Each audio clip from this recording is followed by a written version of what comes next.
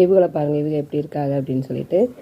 நெத்தி ஃபுல்லாக பாருங்கள், நெத்தி ஃபுல்லாக எப்படி இருக்குது அப்படின்னு சொல்லிட்டு. வாய், நெத்தி, இந்த இடம் ஃபுல்லாக இதானது தார் ஒட்டி நம்ம எடுத்தது. இந்த குட்டிக்கு இது ஃபுல்லாக எடுத்தது. நீ முட்டை பத்து இந்த மாதிரிலாம் போட்டு தான் அதுக்கப்புறமா தான் நம்ம சரி பண்ணணும். சரி பண்ணால் தான் நல்லா ஆவாங்க. இது பார்த்தீங்கன்னா ஃபுல்லாகவே ஃபங்கஸ் தான் அதிகமாக இருக்கும். கடலையும் சாப்பிட்டுட்டு அங்கேயே படுத்து கிடந்துருக்குங்கள்ல, அதனால் அப்படி இருக்கும்.